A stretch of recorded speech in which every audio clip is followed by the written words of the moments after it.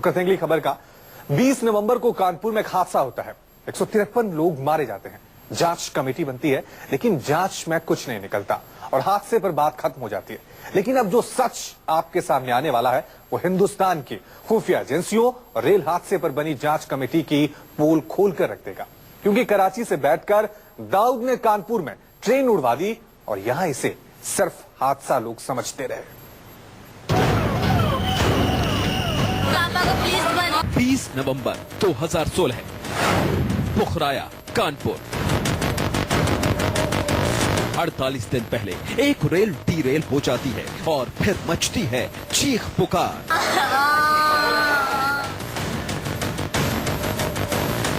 कि ये एक हादसा था। 153 लोगों की मौत बस एक हादसा बनकर रह जाती है।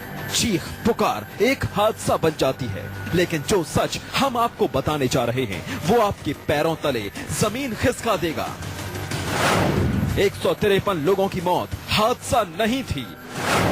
153 लोगों के परिवार में मातम की वजह हादसा नहीं था। 153 लोग सिर्फ रेल के डीरेल होने से नहीं मारे गए। 153 लोगों को मार दिया गया। 153 लोगों को मारने की साजिश रची गई।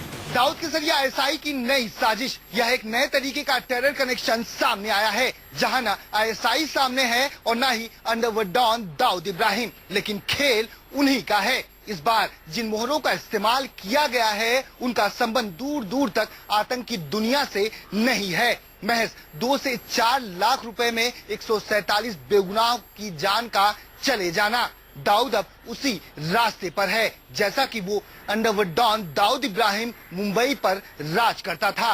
अब अंडरवर्ल्ड डॉन दाऊद इब्राहिम नौजवान तंग बदहाल लोगों को पैसे का लालच देकर गुनाह की दुनिया में ढकेल रहा है।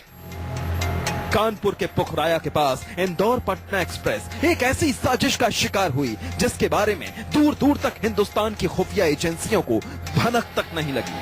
कोई सोच भी नहीं पाया पाकिस्तान में बैठा हिंदुस्तान का दुश्मन दाऊद इब्राहिम इस सारे खेल के पीछे हो सकता है।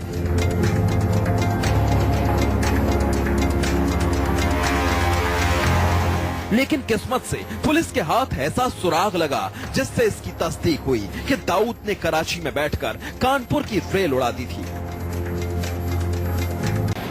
पाकिस्तान अब खुलकर नहीं बल्कि छिपकर आतंक का खेल खेलने में जुटा है। इसलिए वो दाऊद के नेटवर्क का इस्तेमाल कर रहा है जिसमें गुर्गे बन रहे हैं वो क्रिमिनल जिन्हें पैसों की जरूरत होती है। और इस बार कुछ ऐसा ही हुआ। मासूमों को मौत बांटने वाले गुनहगारों ने चंद रुपयों के लिए एक आतंकवादी का साथ दे दिया। बिहार के मोतिहारी पुलिस की गिरफ्त में खड़े इन 3 आरोपियों को देख लीजिए। इन तीनों के नाम हैं उमाशंकर पटेल, मुकेश यादव, मोती पासवान।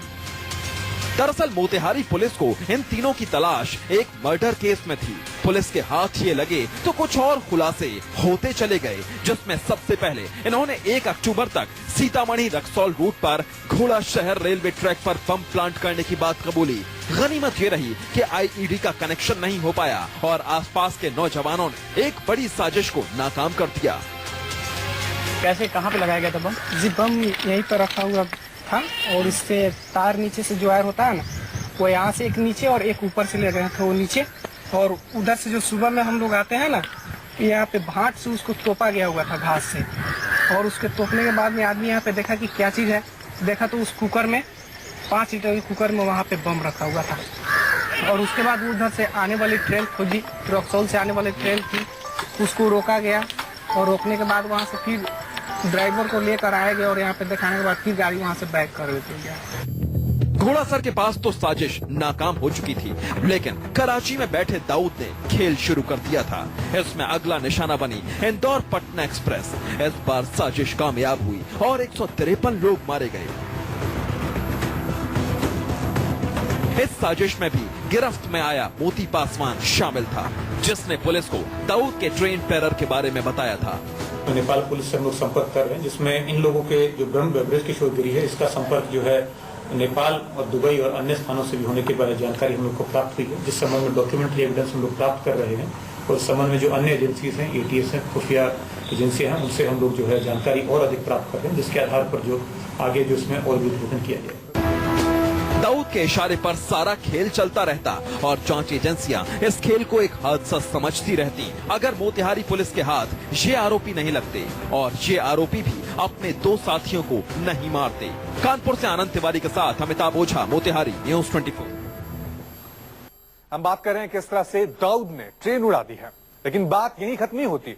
दाऊद ने ट्रेन को उड़ाने का जो टेरर प्लान तैयार किया उसमें वो एक बार पहले भी फेल हो गया था, लेकिन तब पुलिस समझ नहीं पाए। उसने दोबारा कानपुर में अपना मंसूबा कामयाब कर लिया। खुद पुलिस की गिरफ्त में आए आरोपियों ने खुलासा किया कि प्लान नेपाल के रास्ते बना था और पैसा दुबई से आया था।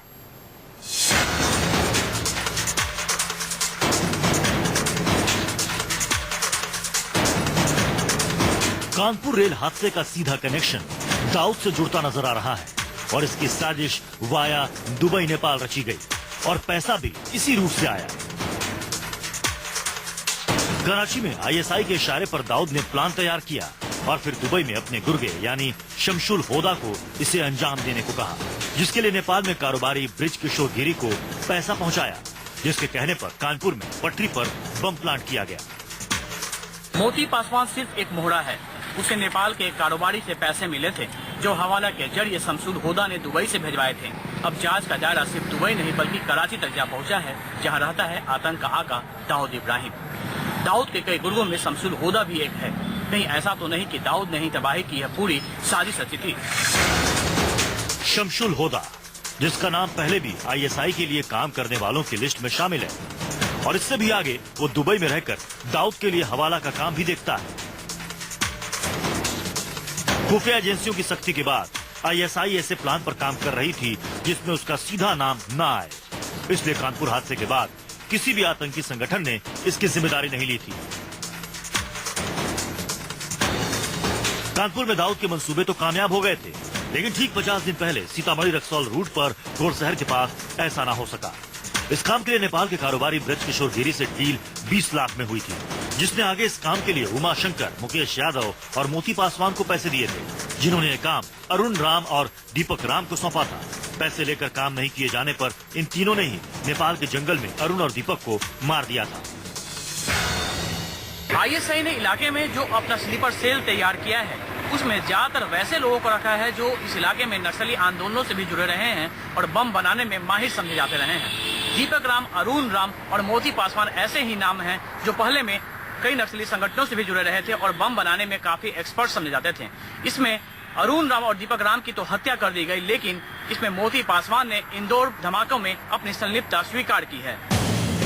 एक ब्लास्ट फेल होने पर कानपुर में ब्लास्ट की प्लानिंग की गई, जिसके लिए खुद नेपाल का कारोबारी ब्रज किशोर गिरी अपने 2 साथी मुजाहिर अंसारी और शंभू के साथ कानपुर गया था।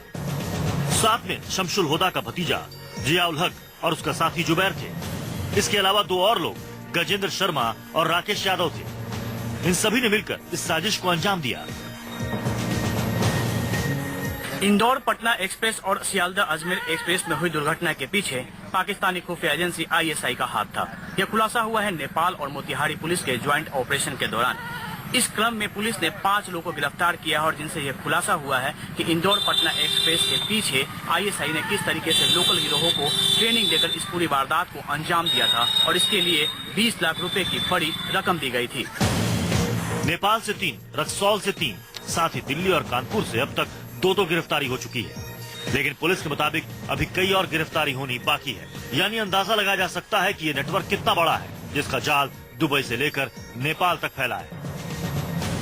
भारत और नेपाल की खुली हुई अंतर्राष्ट्रीय सीमा शुरू से ही आतंकी संगठनों को अपनी ओर आकर्षित करती रही है। खासकर पाकिस्तानी खुफिया एजेंसी आईएसआई ने तो नेपाल को अपना गढ़ बना लिया है। नेपाल के पूर्व सांसद मिर्जा दिलशाद बेग ने जो नेटवर्क आईएसआई के लिए नेपाल में तैयार की थी, वह उनसे मारे जाने के बाद भी आज भी जारी है। इस नेटवर्क में न जाने कितने शमशुल होदा और ब्रजनाथ गिरी जैसे लोग हैं जो आज भी आईएसआई के लिए काम कर रहे हैं। नेपाल में आईएसआई का नेटवर्क फिर से मजबूत हो रहा है, जबकि आईएसआई एजेंट दिलशाद बेग के मारे जाने के बाद वो कमजोर पड़ चुका था। इस बार आईएसआई ने इस नेटवर्क को मजबूत करने के लिए एक नए तरीके की मॉडस ऑपरेंडी पर काम करना शुरू किया है। खबर आ रही है जो पैसा नेपाल के कारोबारी को शमसूल ने पहुंचाया था वो हवाला के जरिए मिला था और हवाला के धंधे में दाऊद की मजबूत पकड़ है। ऐसे में लगता है दाऊद के नेटवर्क का इस्तेमाल आईएसआई ने हिंदुस्तान में आतंक फैलाने के लिए किया हो और दाऊद भी पाकिस्तान में रहेगा तो आईएसआई के निशाने पर चलना उसकी मजबूरी और जरूरत दोनों है।